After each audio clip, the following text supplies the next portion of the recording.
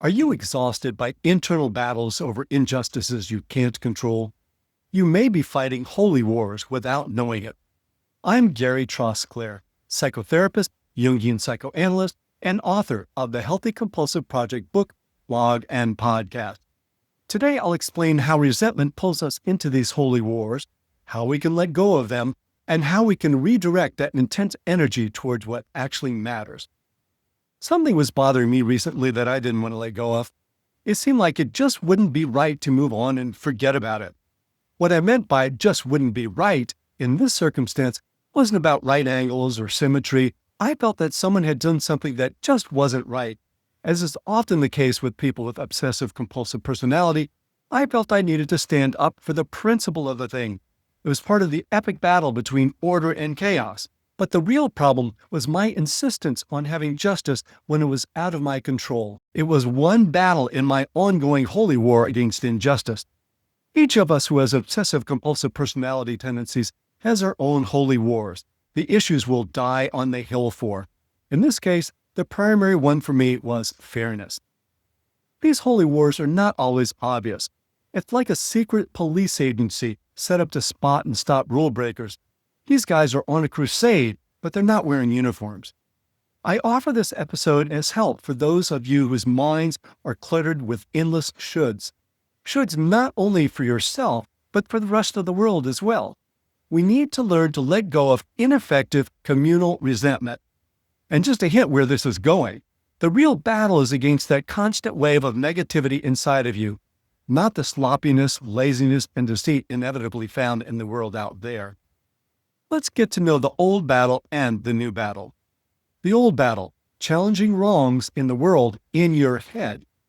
The old battle is one we've largely played out in our heads. It's not like we always go out and stand up for what we believe. We just shadow box from the inside sidelines, which means we can never win. You can't vanquish an enemy from within your safety zone. So we die a very slow death without ever reaching the proverbial hill. Here are just a few examples of the impractical things we fight for in our mind. People shouldn't park in handicapped spaces without a handicap tag.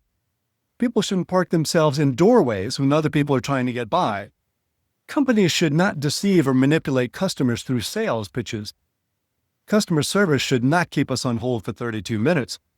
Technology should always work exactly as it's supposed to. These are all good causes, and if you're willing and able, take up arms and legs and stand up for your cause. But if you're not willing and able, choose your battles.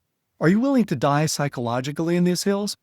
Most of us would say that we're not willing to, but we still do. I call it a holy war because even if you're not spiritual or religious, your cause may take on profound meaning for you. Not subscribing to a religion or spiritual practice may leave a vacuum in your life that can be filled either consciously or unconsciously by holy wars. The word holy is related to whole, and you may have your own crusade about how to make the world whole again. Your crusade may even be against all crusades, but that's a crusade as well.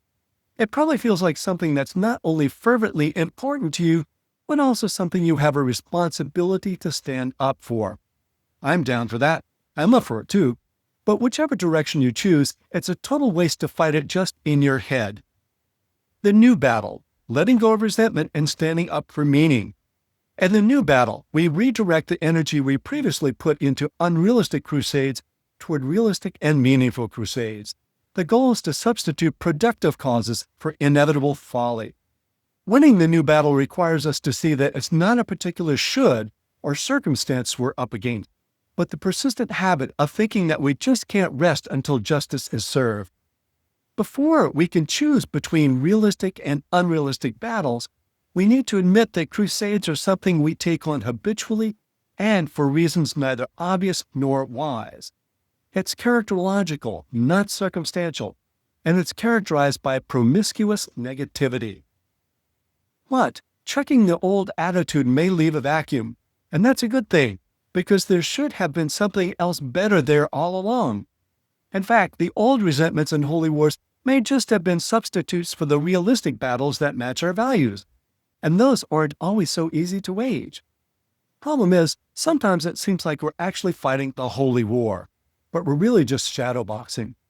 The external battle we've taken up may be futile. Here's my own recent tale of woe. I fought the battle, and the battle won. The bank I recently bought a car loan from made a series of blunders which ended up in them believing that I owed them $24.82. I'll spare you the details, but suffice it to say that their misconstruances were stupid on stilts. I kept arguing with them over the phone, sending multiple copies of the documents they wanted, and trying, but failing, not to get furious about it. It just wasn't right, and I was going to fight my holy war against their incompetence, intransigence, and inanity, but mostly against their unjust activity. It was the principle of the thing. I lost. They kept calling, emailing, and texting for their precious $24.82. Apparently, this is their way of love-bombing new clients. I finally gave up, conceded defeat, and forked over $24.82. The holy war I was fighting inside of me went like this. I can't give up. It just wouldn't be right to let them off the hook. It's my responsibility to the world to fight them. My crusade ended up costing me far more time and psychological angst than the loss of $24.82, but I felt compelled to stand up for what was right, and that was wrong. My crusade didn't amount to a hill of beans in the grand scheme of things. The real fight was within myself. So let's trace the tracks of my fears. So why do we feel the need to hold on? I'm going to suggest that it's leftover programming. None of this was rational or conscious, but its presence was palpable. I felt that if I let the bank get away with it, they would know that they could take advantage of me and everyone else they loan money to. Then the world would fall on its tuchus. Civilization would crash. This is a very old leftover feeling, one many of us with obsessive-compulsive personality feel. There's been reason for how we've handled our sense of righteousness and responsibility in the past. Our ancestors lived in tribes of 82 people, and if anyone took advantage of the group, they were immediately taught a lesson, lest they imagine that their deceit was going to be standard operating procedure going forward. They passed that lesson down to us in the form of righteous indignation and punishment. But it doesn't carry water anymore. My personal vendetta might have gotten me back my $24.82 in a tribe of 82, but not in one of 300 million. It's a weird thing, a very weird thing. But somehow we feel that if we let go of the issue, we're not doing our part in this holy war. It's almost as if it were a sort of prayer. As long as you're praying or complaining mentally, it's okay. You're doing your part. It feels as if resentment toward the rule breakers has a purpose. We used to feel that we're all foot soldiers in the battle against evil, whether we were on the front lines or not, as if we were all creating thought waves that could push the enemy back. Carl Jung would say that this motivation for holy wars comes from the collective unconscious, a shared level of our psychic makeup, motivated by archetypal energies. But it's not just genes, evolution, and the collective unconscious that motivates us to fight these crusades. There may also be more recent programming that sets us off, motivations that come from our personal experience and our personal unconscious. For instance, in my case, were there other feelings from my personal unconscious that motivated me to fight the crusade against a bank, like a worm against a woolly mammoth? Obsessiveness is primarily an effort to think our way out of a feeling. Was I trying to avoid disturbing feelings left over from my personal experience? Here are some other feelings that could have gotten in play. First of all, guilt. Soldiers were promised that their sins would immediately be forgiven if they were on a crusade. Military service became a sort of penance to compensate for those times we'd rather not mention. I don't have much of that sort of guilt stored up, but I do have to admit there were times when I wondered if I actually had sent them every document they wanted. Maybe I had failed to be perfect. Maybe I was guilty of their accusations. Not wanting to feel this guilt, I may have unconsciously adopted the old strategy. The best defense is a good offense. Attack them before they can attack you. The next set of feelings that I'll mention is a possibility are anger and personal resentment. If you've been hurt by injustice, it's understandable that you'd take up psychological arms against it to achieve revenge. As the youngest of 3 children, I was often the one blamed for whatever went wrong. Or at least that's how I remember it. My siblings might tell you otherwise. Don't believe them. Anyway, I don't like being falsely accused, especially being accused of not being meticulous. That's part of my identity, after all. And the last feeling I'll mention in this regard is fear. Rationally, I knew the loss of $24.82 was not going to put me out onto the street, under a bridge, and deep into dumpster diving. But I do have a habit of frugality, finely honed during decades of post-secondary education. After all those years of loans and penny pinching, I prefer solvency.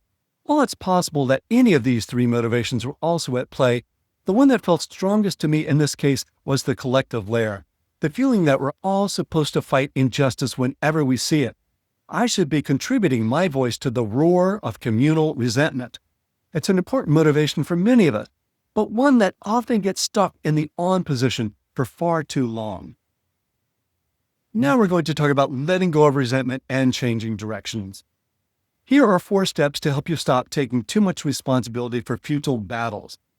Our holy wars are often our default, and it takes conscious intention to let go of the ones we choose not to fight. First, name your crusades and choose your battles. Which ones are both truly important and manageable for you? And which ones are just based on old programming, guilt, fear, or anger? Where do these battles stand in your list of 5 or 10 most important issues? In my case, my peace of mind stands much higher than $24.82. Label the campaigns you get stuck in so that you can pivot away from them quickly in the heat of battle. This is why soldiers wear uniforms. It's not to support the garment industry. It's so that you can tell the good guys from the bad guys. When you recognize you're caught in an old battle, you can say, "Oh, that's not me. That's a leftover crusade. I don't have to listen to it." The second step is to smile at your holy war. Breaking the force of that holy war may require you to enlist your body. Smile at the holy war. Yes, I mean that physically. While the effects are not colossal, there is data to support the idea that smiling can help to change your mood.